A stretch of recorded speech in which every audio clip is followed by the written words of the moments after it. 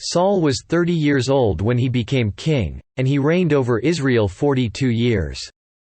Saul chose 3,000 men from Israel, 2,000 were with him at Michmash, and in the hill country of Bethel, and 1,000 were with Jonathan at Gibeah in Benjamin. The rest of the men he sent back to their homes.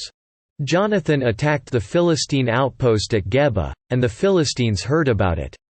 Then Saul had the trumpet blown throughout the land and said, "Let the Hebrews hear."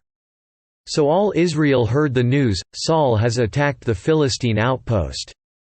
And now Israel has become a stench to the Philistines. And the people were summoned to join Saul at Gilgal. The Philistines assembled to fight Israel, with 3,000 chariots, 6,000 charioteers, and soldiers as numerous as the sand on the seashore. They went up and camped at Michmash, east of Beth-aven.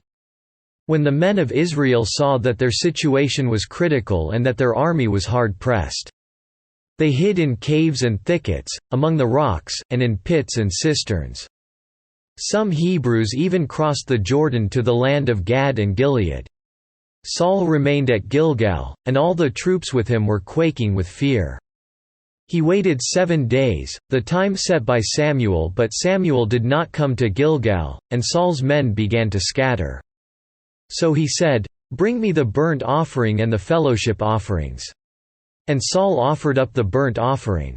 Just as he finished making the offering, Samuel arrived, and Saul went out to greet him. "What have you done?" asked Samuel.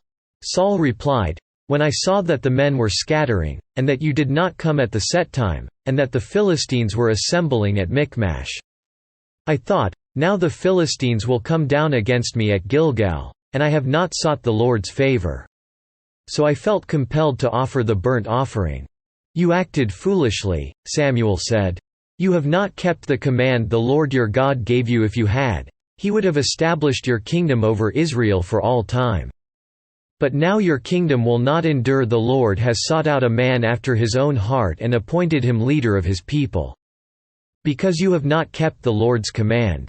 Then Samuel left Gilgal and went up to Gibeah in Benjamin, and Saul counted the men who were with him. They numbered about 600. Saul and his son Jonathan and the men with them were staying in Gibeah in Benjamin, while the Philistines camped at Michmash. Raiding parties went out from the Philistine camp in 3 detachments.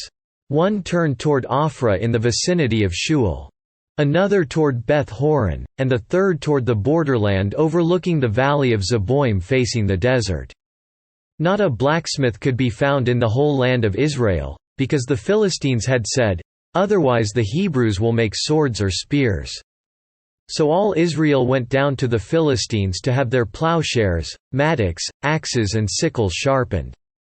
The price was 2/3 of a shekel for sharpening plowshares and mattocks, and 1/3 of a shekel for sharpening forks and axes and for repointing goads. So on the day of the battle not a soldier with Saul and Jonathan had a sword or spear in his hand, only Saul and his son Jonathan had them. Now a detachment of Philistines had gone out to the pass at Michmash.